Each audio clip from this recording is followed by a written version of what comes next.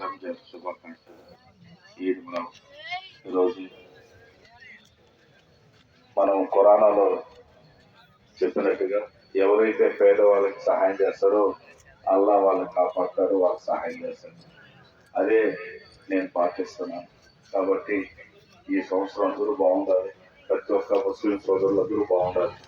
అందులో ఒక్క బుద్ధి అంటే మామూలుగా 1 గంట 2 గంటలతోనే తట్టుకోలేని పరిస్థితి మా లాంటి వాళ్ళు, చాలా ప్రాబ్లం అవుతుంది. అటువంటిది తెల్లాలేసి సాయంకాలం దాకా అల్లా ఈరోజు ఆ భగవంతుడు ఈ బీచ్లో మిమ్మల్ని అందరినీ ఉండించడం అది ఒక మీ వల్లే సాధ్యం అని చెప్పేసి ఈ కఠిన దీక్షలు ఎవరు కూడా చేయలేరు.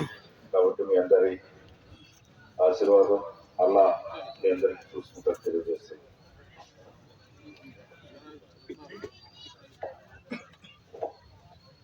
శ్రీకాళహస్తి శాసనసభ్యులు గౌరవనీయులు బిఎం మోహన్ గారు తెలియజేసినట్టుగా ఖురాన్లో ఎవరైతే నిరుపేదలకు, కటిక పేదలకు ఏవైతే సహాయం చేస్తామో ఆ సహాయం భగవంతుడికి చేసినట్టు అటువంటి సహాయాన్ని అందిస్తున్నారు. కాబట్టి వారికి చల్లని దీవెనలు ఉండాలని చెప్పి మనస్ఫూర్తి కోరుకున్నాం.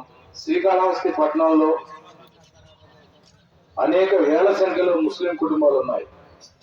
ఆ ముస్లిం కుటుంబాల్లో ఈ 30 రోజులు కూడా పర్వదినాలుగా భావిస్తూ కఠిన ఉపవాస దీక్ష, అంటే కనీసం ప్రకృతి సిద్ధంగా వచ్చే లాలాజలం అంటే ఇంగిలిని కూడా మింగకుండా ఆ ఇంగిలిని కూడా ఉమ్మేస్తూ అంత కఠినంగా ఉపవాసం అనేది ఉండడం అనేది భగవంతుడు అల్లా మీకు ఇచ్చిన వరంగా భావిస్తున్నాం.